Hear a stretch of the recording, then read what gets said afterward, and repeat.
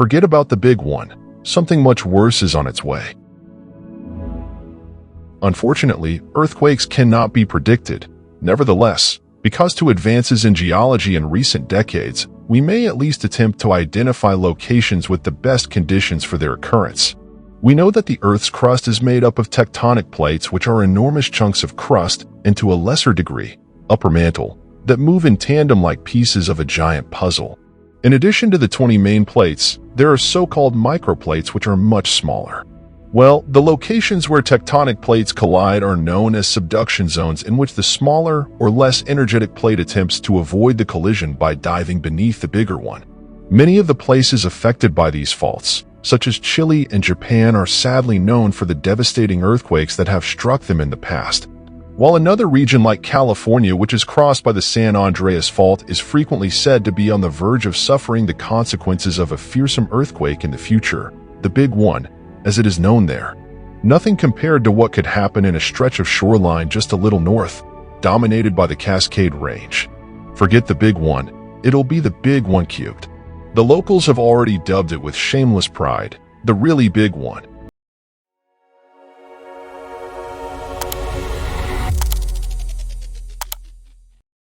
It's true, people all over the world, not just in America, are always talking about the San Andreas Fault and the massive earthquake that might strike devastation in California at any time.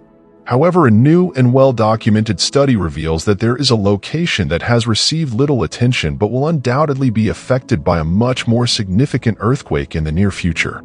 Not surprisingly, much of the research on tsunamis and earthquakes in recent decades has focused on a very specific location: the coast of the northwestern Pacific, where increasing evidence indicates that recurrent episodes of earthquakes followed by even more destructive tsunamis have occurred.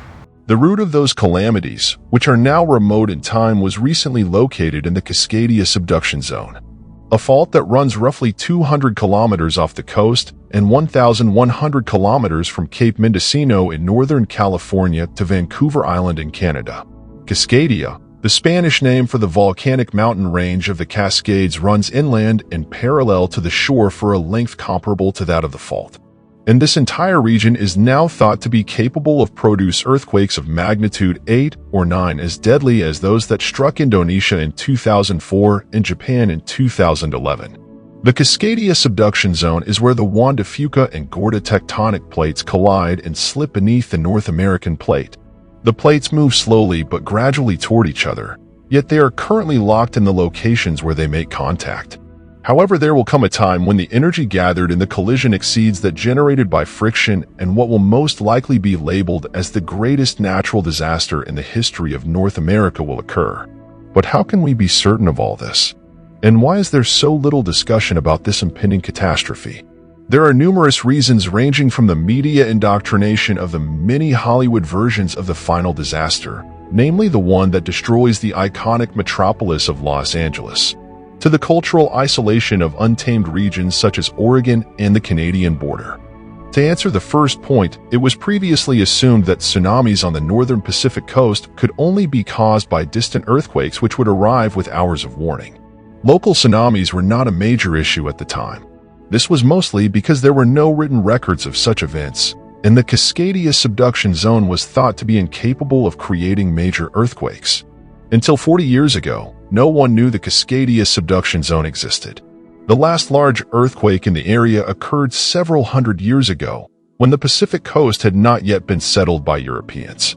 Those territories were held by Native Americans, who, having never utilized writing, left no written record of the earthquake. Without traces or apparent evidence of a prior calamity, and indeed, nature swiftly heals its wounds, the settlers perceived the advantages of that land, fertile, temperate, and seemingly benign, and took it without recognizing the danger. It took a century and a half before anyone realized that the northeastern Pacific was not a tranquil location, but rather one that was experiencing a protracted period of stillness. It took another 50 years to identify and interpret the region's seismic history. The first clue came from geography. Almost all of the world's most powerful earthquakes occur in the Ring of Fire, a volcanically and seismically unstable region of the Pacific that extends from New Zealand to Indonesia and Japan, across the ocean to Alaska, and down the western coast of the Americas to Chile. Let us remember the tragic chain of the last 60 years. Japan, 2011, magnitude 9.0, Indonesia, 2004, magnitude 9.1, Alaska, 1964, magnitude 9.2, and Chile, 1960, magnitude 9.5. Only in the late 1960s, with the development of plate tectonic theory, were geologists able to explain this trend. The Ring of Fire was discovered to be a ring of subduction zones.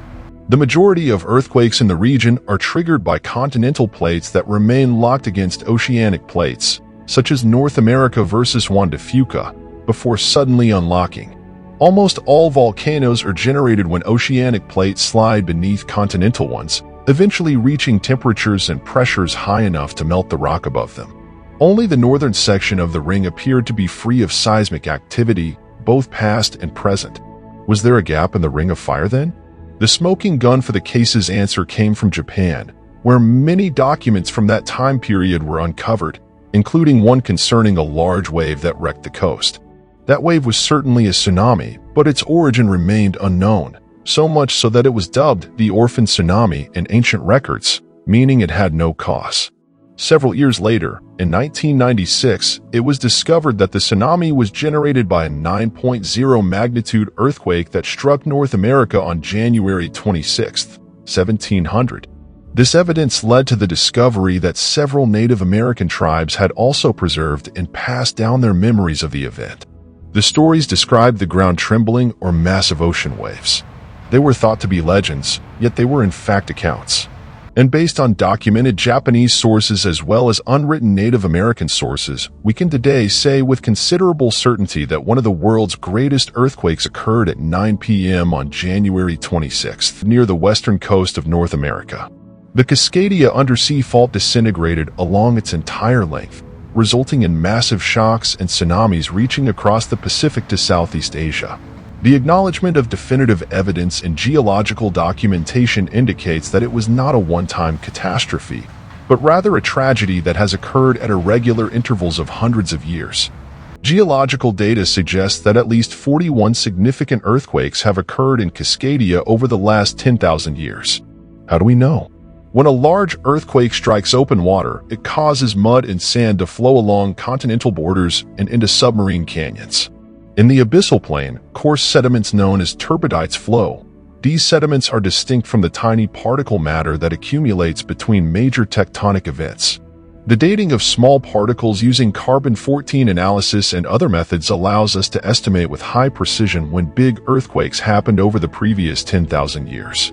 Dividing 10,000 by 41 yields 241, which is Cascadia's recurrence interval or the average number of years between earthquakes. This era is perilous for two reasons. First, it is long enough to establish a whole civilization atop a continent's worst fault line, and second, it is not long enough to ignore it. It has been 315 years since the last incident in a cycle with an average recurrence time of 241 years. Of course, recurrence intervals are based on average values, and 10 can be the average of 9 and 11, but also of 2 and 18. But recently, geologists have predicted a 37% chance of an 8.2 magnitude event occurring within 50 years, as well as a 10 to 15% chance that the entire Cascadia subduction zone could collapse with a magnitude 9.2 event within that time frame. When the compressive movements of the plates become hard to sustain statically, the North American plate will bounce like a spring. After then, we can only speculate what will happen. An earthquake of a magnitude greater than 9 will shake the whole Pacific belt, including the subsidence zone. Seismic waves of magnitude 7 to 8 will hit the coast first. The entire northern edge of the continent, from California to Canada, will drop by at least 2 meters and shift 10 to 30 meters west. This extreme shaking will cause older buildings to fall, bridges to collapse, landslides to occur, and the so-called liquefaction of the soil, which occurs when solid ground becomes virtually liquid, destroying everything above it. A portion of this displacement will occur below sea level, moving a massive amount of water. The succeeding surface wave will climb and form a big mound before collapsing. One side will rush westward toward Japan. The other will move eastward in a 1,000-kilometer-long liquid wall that will reach the northwest coast, on average, 15 minutes after the earthquake begins, leaving people with little time to seek higher ground. Incoming waves might be as high as 9 to 12 meters, while some models predict they could reach 30 meters and stretch up to 20 kilometers inland in several areas of the coast. The impact area in the Northeast Pacific is approximately 360,000 square kilometers, which includes major cities such as Seattle, Tacoma, Portland, Eugene, Salem, Oregon's capital, and Olympia, Washington's capital, as well as approximately 7 million residents. When the next large rupture occurs, that region will face the worst natural calamity in North American history, aside from the 2010 Haiti earthquake, which killed over 100,000 people. In comparison, around 3,000 people died in the 1906 San Francisco earthquake. Hurricane Katrina killed over 2,000 people, whereas Hurricane Sandy killed nearly 300 in 2012. The dismal projections for the really big one in Cascadia suggest that the earthquake and tsunami will kill roughly 20,000 people, injure 40,000, and displace at least 2 million evacuees for months.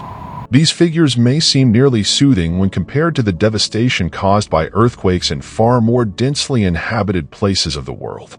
So one would wonder, are we then powerless to stop these events? When it became evident 40 years ago that the Cascadia Fault would eventually reactivate, we had no idea how much could be done to mitigate the tsunami's damage. This inertia remained until 2004, when the tsunami in Sumatra persuaded local and U.S. government officials to implement a sophisticated defensive system based on real-time satellite monitoring of even minor changes in sea level. For the coast of the United States and Canada, Alert Center scientists are now generally able to broadcast the first warning signals within 5 minutes after an earthquake, resulting in a 25-minute notice for the public in the case of the Cascadia Fault.